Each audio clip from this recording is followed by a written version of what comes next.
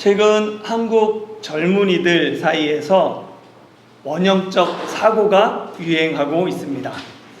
원형적 사고는 걸그룹 아이브의 멤버인 장원영의 초긍정적 사고방식에서 유래한 신조어입니다. 장원영은 스페인 여행 중에서 자신이 사고 싶었던 빵을 앞사람이 다 사가서 너키하게 갓 나온 빵을 받게 되었다며 역시 행운의 여신은 나의 편이라고 말합니다. 또한 그녀는 게임에서 꼴등을 하고는 뒤에서 1등이라며 즐거워하죠. 장원영의 이런 긍정적인 반응이 팬들 사이에서 화제가 되면서 그녀의 이름을 딴 원형적 사고라는 표현이 탄생했습니다. 이 원형적 사고는 부정적인 상황에 초점을 맞추기보다는 다음에 일어날 일들을 긍정하며 결국 나에게 일어난 모든 일은 좋은 일이라는 사고 방식입니다. 예를 들어서 컵에 물이 반 남았을 때 긍정적인 사고는 뭐라고 그래요? 물이 반이나 남았네 이렇게 얘기하죠. 부정적인 사고는 뭐라고 얘기해요? 물이 반밖에 없네 라고 말합니다. 그런데 이 원형적 사고는 장원영은 이렇게 말해요. 내가 연습 끝나고 딱 물을 먹고 싶었는데 글쎄 물이 딱 반 정도 남은 거야. 다 먹기에는 너무 많고 덜 먹기에는 너무 적고 그래서 딱 반만 있으면 좋겠다고 생각했는데 완전 럭키비키잖아 이런 식으로 얘기하는 거예요. 한국 젊은이들 사이에서 원형적 사고가 유행하는 것을 보면서 저와는 다른 새로운 시대가 일어났다라는 생각이 들었습니다. 저는 빵이 내 앞에서 떨어지면 다시 새로운 빵이 언제 나올지 알지 못하는 시대를 살았습니다. 따뜻한 빵이 다시 나올 것이라는 기약이 없기 때문에 일단 있으면 먹고 봐야 됩니다. 오늘날에는 컵에 물이 얼마나 남았는지가 정말 중요하지 않습니다. 컵에 물을 다 마시면 새로운 물을 다시 채우면 됩니다. 오히려 컵에 미지근한 물이 아니라 시원한 물을 마실 수 있다라며 행복해 할 수 있습니다. 그러나 제가 자란 시대는 컵에 물이 반만 남아도 내일의 물을 걱정하던 시절입니다. 특히 저희 부모님 세대는 항상 먹을 것이 부족했습니다. 부모님 세대는 한국 전쟁 후 너무나도 가난했던 시절을 살다 보니까 내일을 위해서 저축하고 아껴 쓰는 것이 몸에 배었습니다. 저희 어머니는 지금도 외식할 때에 가족들이 다 먹고 난 후에야 자신이 드세요. 주변에서 아무리 뭐라고 그래도 자식들이 아무리 그렇게 하지 말라고 말씀드려도 이미 몸에 밴 습관이 잘 바뀌지 않습니다. 가난하고 힘들었던 시절로 인해 내일에 대한 불안이 몸에 배어있기 때문입니다. 그러나 21세기에 태어난 세대는 다릅니다. 먹을 것이 풍부합니다. 컵에 물을 걱정할 필요가 없어요. 새로운 세대는 먹고 죽은 귀신이 때깔도 곱다라는 속담이 무슨 뜻인지 전혀 이해하지 못합니다. 모든 것이 부족했기에 내일을 걱정하며 불안해하던 윗세대와는 완전히 다른 세대가 시작되었습니다. 모든 것이 풍족하기에 낙관적이며 긍정적입니다. 이처럼 긍정적 사고와 부정적 사고는 단순히 개인의 성격 때문만이 아닙니다. 생물학적인 원인, 환경적인 원인, 영적 원인 등 다양한 원인이 얽히고 설키면서 긍정적 사고와 부정적 사고를 형성합니다. 예를 들어서 과거의 실패, 반복된 거절 등 이 부정적인 경험이 부정적인 사고로 이어지고 반대로 성공과 지지의 경험이 긍정적 사고로 이어집니다. 생물학적으로는 내 화학 물질의 부족이 불안과 우울한 감정을 만들어서 부정적인 사고를 강화합니다. 사회 전반적으로 경쟁과 성과 중심의 문화가 과도한 스트레스를 유발하고 스트레스가 부정적 사고를 키웁니다. 신앙의 관점에서도 하나님보다 상황과 문제를 크게 보면 불안과 두려움이 생기고, 이 불안과 두려움은 결국 부정적인 사고로 이어집니다. 불안과 부정적 사고는 서로를 강화하면서 악순환을 만듭니다. 미래에 대한 불안은 내 위험신호를 보내요. 이 위험신호를 내가 과대하게 해석하면 부정적 사고로 이어집니다. 반대로 나는 실패할 거야, 나는 할 수 없어, 쓸모없어 같은 부정적인 이 사고는 근육을 긴장시키며 심장박동을 빠르게 해서 불안을 증폭시킵니다.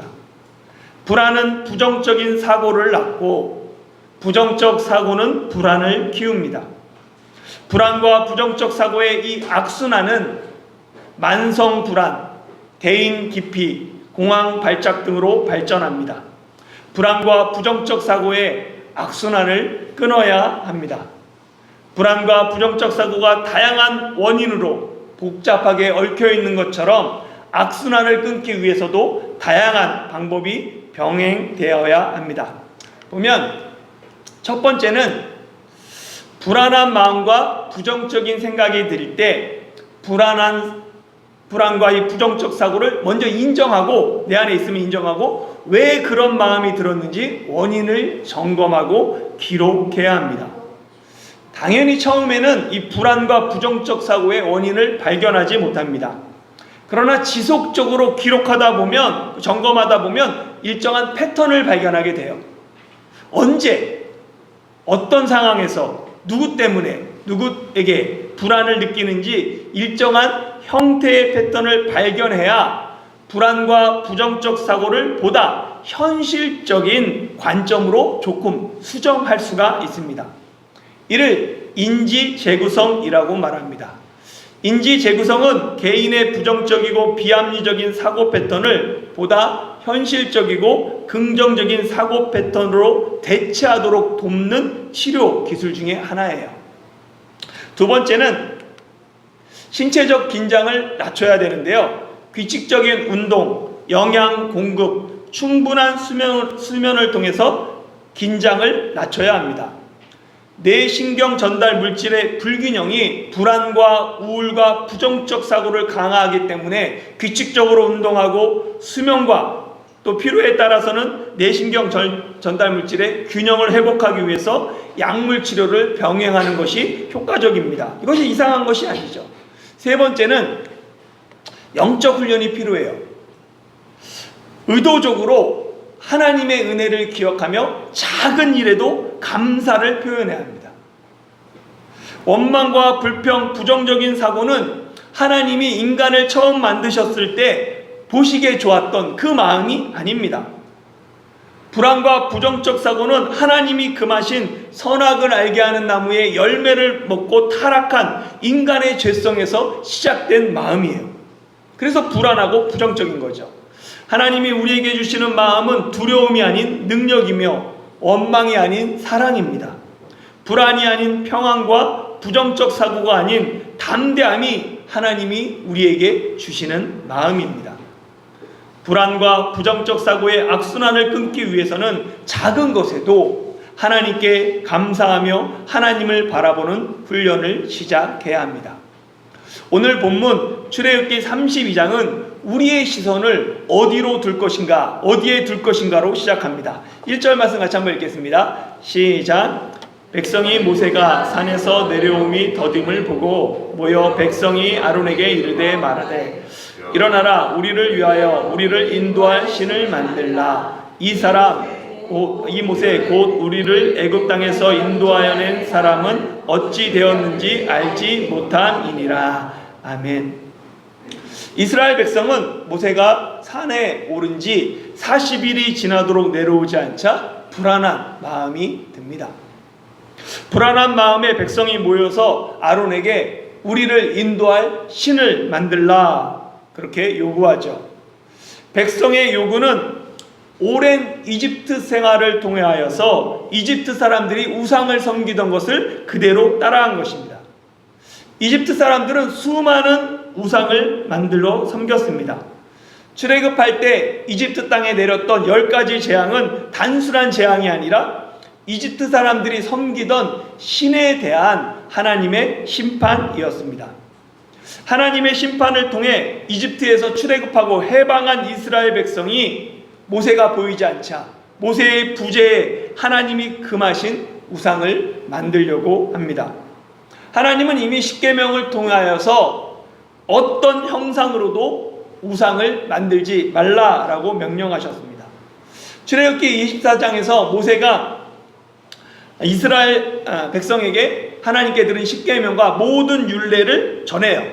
그때 백성이 한 목소리로 우리가 다 하나님의 말씀을 준행하겠습니다 라고 2번이나 약속합니다. 백성은 언약사에 서약하고 하나님과 피의 언약을 맺었어요. 그들이 하나님과 시내산에서 피의 언약을 맺은 지 이제 40일이 되었을 뿐입니다.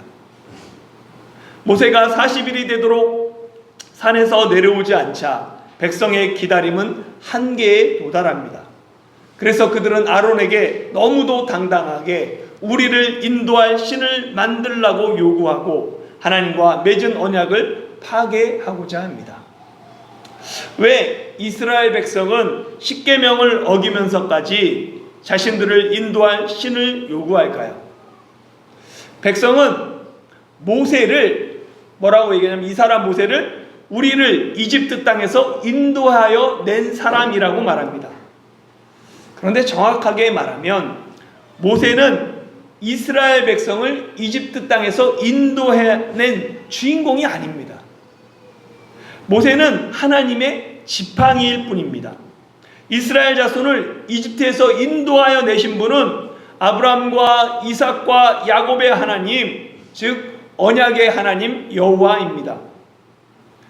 이스라엘 백성은 이집트에서 인도하여 낸 하나님을 바라봐야 하는데 하나님이 아닌 모세를 바라봅니다. 그렇기 때문에 이 모세의 빈자리를 대신할 다른 신을 요구하는 것입니다. 이스라엘 백성이 이집트에서 인도하여 낸 분이 하나님인 줄 알았다면 그들은 자신을 인도할 새로운 신을 만들라고 하지 않았을 것입니다. 백성은 하나님을 바르게 알지 못했기에 하나님이 아닌 모세를 바라보았고 모세의 빈자리를 다른 신으로 채우려고 했던 것입니다. 그래서 말씀을 자세히 보면 이스라엘 백성이 신을 요구한 이유가 우리를 위하여라는 것을 알게 됩니다. 백성은 아론에게 우리를 위하여 우리를 인도할 신을 만들라라고 요구합니다. 백성의 신앙이 자기 중심적 신앙, 거기서 벗어나지 못했음을 의미합니다. 자기 중심적 신앙은 우상을 만들면서도 그것이 얼마나 하나님 앞에 큰 죄인지 깨닫지 못합니다. 타락한 인간은 에덴 동산에서 쫓겨난 이후 하나님과 분리불안을 느낍니다. 하나님의 빈자리를 하나님이 아닌 다른 것으로 채우려고 하는 그 모든 시도가 우상 숭배입니다. 우상은 하나님을 대신하려는 모든 것이고 모든 우상 숭배는 결국 자기 자신을 위한 것입니다. 자기 중심적 신앙은 언제나 자신의 욕망을 이루기 위한 우상으로 이어집니다. 2절에서 4절 말씀 같이 읽어보겠습니다. 시작. 아론이 그들에게 이르되 너희의 아내와 자녀의 귀에서 금고리를 빼어 내게로 가져오라. 모든 백성이 그 귀에서 금고리를 빼어 아론에게로 가져가매 아론이 그들의 손에서 금고리를 받아 부어서 조각칼로 새겨 송아지 형상을 만드니 그들이 말하되 이스라엘아 이는 너희를 애굽 땅에서 인도하여 낸 너희의 신이로다 하는지라. 아멘. 우리를 인도할 신을 요구하는 백성에게 아론이 귀에서 금고리를 빼서 가져오라고 말합니다. 아론의 말에 모든 백성이 그 귀에서 금고리를 빼어 아론에게 가져옵니다. 그러니까 우상을 만드는 일에 모든 백성이 즉각적으로 그리고 적극적으로 반응하고 순종했습니다. 이스라엘 백성 중 단 한 사람도 왜 신상을 만드는데 금고리가 필요한지, 금이 필요한지 의문을 품지 않습니다. 왜 하필 세상에 존재하는 모든 신상들은 금을 만들거나 금을 덧칠할까요? 금은 인간의 욕망을 상징하기 때문입니다. 우상은 금을 통해 인간의 욕망을 투영하는 거예요. 번쩍이는 그 금을 보며 욕망에 누리먼 모든 백성이 한마음으로 자기 욕망을 실현해 줄 신을 만들기 위해 자신이 소중하게 생각하는 금고리를 귀에서 몸에서 떼어내어 아론에게 가져옵니다. 그리고 아론은 백성이 가져온 금고리로 송아지 형상을 만듭니다. 왜 하필 아론은 신을 송아지 형상으로 만들었을까요?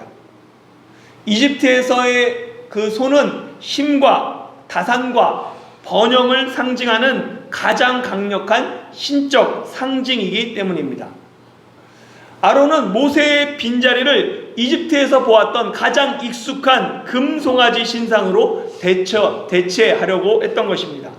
어렸을 때부터 무엇을 보고 무엇을 듣고 자랐는지가 생각보다 중요해요. 이 문화를 바꾸는 게 쉽지 않습니다. 이스라엘 백성이 400년 동안 이집트 생활을 통해서 그 금송아지는 거부감 없이 당연하다는 듯이 신으로 받아들이게 됩니다. 아론이 금송아지를 만들자 이스라엘 백성은 송아지를 아예 이는 너희를 이집트 땅에서 인도하여 낸 너희의 신이다 라고 선언합니다. 그들은 단순히 금송아지를 만든 것이 아니라 자신들을 위한 신을 만들었습니다. 그 신이 당시 가장 흔했던 금송아지 형상이었을 뿐입니다. 아론은 백성이 금송아지를 이집트에서 인도하여 낸 너희의 신이다 라고 선언하는 것을 보고는 이렇게 아예 한술 더 떠서 말합니다. 5절 6절 같이 읽겠습니다. 시작. 아론이 보고 그 앞에 제단을 쌓고 이에 아론이 공포하여 이르되 내일은 여호와의 절일이니라 하니 이튿날에 그들이 일찍이 일어나 번제를 드리며 화목제를 드리고 백성이 앉아서 먹고 마시며 일어나서 뛰놀더라. 아멘.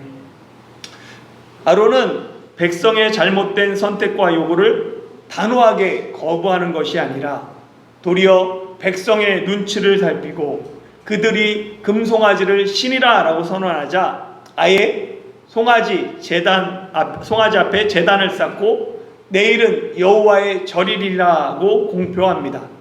이 절일이란 말을 종교적으로 기쁜 날이라는 의미입니다. 아론은 대중의 압력에 굴복하고는 자신이 앞장서서 금송아지를 여호와로 인정합니다. 아론은 내일은 송아지의 절일이라 라고 공포하지 않고 여호와의 절일이라고 공포합니다. 아론의 공포를 통해 이제 송아지가 공식적으로 여호와가 되었어요. 아이러니하게도 시내산 위에서는 하나님이 모세에게 내 형 아론을 위하여 거룩한 옷을 지어 영화롭고 아름답게 하라며 아론을 대제사장으로 세우라고 말씀하시고 있습니다. 그런데 산 아래에서는 아론이 앞장서서 금송아지를 여호와로 둔갑시키고 있었던 것입니다. 그리고 다음날 백성이 일찍이 일어나 번제와 화목제를 드리고 앉아서 먹고 마시며 일어나서 뛰놉니다. 이런 백성의 모습은 출애굽기 24장에서 하나님과 이스라엘 백성이 시내산에서 언약을 맺을 때 그때의 모습과 매우 비슷합니다. 보면 모세가 여호와의 모든 말씀을 기록하고 이른 아침에 일어나 산 아래에 제단을 쌓고 이스라엘 12지파대로 12기둥을 세우고 이스라엘 자손의 청년들을 보내어 여호와께 서로 번제와 화목제를 드리게 하고 하나님이 이스라엘 자손들의 존귀한 자들에게 손을 대지 아니하셨고 그들은 하나님을 뵙고 먹고 마셨더라. 시내산 언약을 맺을 때도 백성은 이른 아침에 일어나 번제와 화목제를 드리고 먹고 마셨습니다. 백성은 출애굽기 24장에서 하나님께 예배하던 것과 똑같이 출애굽기 32장에서 금송아지를 예배합니다. 하나님을 예배하는 것과 금송아지를 예배하는 것이 표면적으로는 용어도 똑같고 행위도 비슷합니다. 단지 예배의 대상이 아브라함과 이삭과 야곱의 하나님 여호와가 아니라 우리를 위한 금송아지일 뿐입니다. 번제와 화목제의 대상이 여호와에서 금송아지로 바뀝니다. 하나님 앞에서 먹고 마시던 것을 이제는 금송아지 앞에서 행합니다. 하나님이 계셔야 할 그 자리에 금송아지가 대체됩니다. 하나님을 예배하는 것과 우상을 숭배하는 것이 표면적으로 비슷합니다. 그러나 결정적인 차이가 있습니다. 제단에 번제와 화목제를 드리고 그 앞에서 먹고 마시는 것은 똑같아요. 그러나 그 이유가 다릅니다. 출애굽기 24장은 이스라엘 지도자들이 하나님을 뵙고 먹고 마시며, 그러니까 하나님과 교제하며 예배가 끝났습니다. 그러나 출애굽기 32장에서는 뒤로 한 칸만 넘겨주세요. 네, 출애굽기 32장에서는 백성이 앉아서 먹고 마시며 일어나 뛰놀면서 예배가 끝납니다. 먹고 마시며 취해서 일어나 뛰는 행위는 우상 제사의 전형적인 모습입니다. 이 뛰놀더라에 해당하는 히브리어 차아크라고 부르는데, 이것은 육체적인 쾌락을 의미하며 우상 제사에서의 성적 타락과 방탕과 관련된 행위를 가리킵니다. 창세기 26장 8절에서 이삭이 그 안에 니브가를 껴안았을 때, 사실 그걸 보면 같은 변호되는데 애무했을 때 이렇게 되어 있습니다. 그리고 민수기 28장에 이스라엘이 모압 신들에게 제사하며 모압 여인들과 음행을 행할 때 이 단어가 그대로 사용됩니다. 이스라엘 백성이 금송아지 앞에서 뛰는 것은 음란한 성적 행위가 있었음을 의미합니다. 특히 이집트의 황소 우상은 남성의 힘과 생산을 상징하기 때문에 금송아지 형상 앞에서 뛰놀았다는 표현은 우상 제사의 성적 타락을 암시하는 표현입니다. 이단과 사이비는 사용하는 용어나 행위가 비슷합니다. 그러나 결정적인 차이점이 있습니다. 끝이 다릅니다. 이단의 한자는 달을 이의 끝단자, 끝이 다르다는 거예요. 참과 거짓을 구별하는 결정적인 차이는 하나님의 말씀을 바르게 선포하느냐, 그러니까 하나님의 말씀이 바르게 선포되느냐와 그 선포된 하나님의 말씀을 따라 삶을 바르게 살아가느냐입니다. 말씀과 삶의 발음과 그름이 참과 거짓을 구분합니다. 우리의 예배와 우리의 삶을 늘 점검해야 하는 이유입니다. 사랑하는 성도 여러분, 모세의 부재는 백성에게 깊은 불안을 주었고 백성은 불안한 마음에 자신들을 위한 신을 만들려고 합니다. 백성은 모세의 빈자리를 대신할 신이 아니라 하나님을 바라보았어야 합니다. 하나님에 대한 신뢰가 부족했기에 그들은 모세의 빈자리를 우상으로 채우려고 했습니다. 그래서 그들은 눈에 보이지 않는 하나님을 대신해서 눈에 보이는 금송아지를 만들었습니다. 인간의 욕망을 상징하는 금과 힘과 번영을 상징하는 송아지를 만들므로 그들은 하나님이 아닌 세상의 힘과 풍요를 선택합니다. 그리고 그들은 금송아지를 여호와라고 부르며 그 앞에서 먹고 마시며 일어나 뛰면서 예배했습니다. 그러나 그들의 행위는 예배가 아니라 하나님이 가장 싫어하시는 우상 숭배였습니다. 우리를 위한 자기 중심적 신앙은 우상 숭배의 또 다른 모습입니다. 자기 중심적 신앙과 우상 숭배는 동전의 양면처럼 하나입니다. 그렇기 때문에 이 금송아지 사건은 단지 옛날 이야기로 치부하지 말고 우리 마음을 비추는 거울로 삼아야 합니다. 내 신앙이 하나님 중심적인지 나 중심적인지를 점검하고 내가 드리는 예배가 하나님께 드리는 참된 예배인지 하나님이 가증하게 여기시는 우상 숭배인지 점검해야 합니다. 이스라엘 백성이 불안한 마음에 하나님을 대신할 금송아지를 만든 것처럼 홍레가 하나님을 신뢰하지 못해서 돈이든 성공이든 인정이든 하나님의 자리를 대신할 금송아지를 섬기고 있는 것은 아닌지 돌아봐야 합니다. 하나님의 자리는 다른 어떤 것으로도 대체할 수 없습니다. 어떤 상황에서도 모든 상황 속에서도 오직 하나님을 의지하며 하나님께 예배하는 저와 여러분이 되시길 예수님의 이름으로 축원합니다.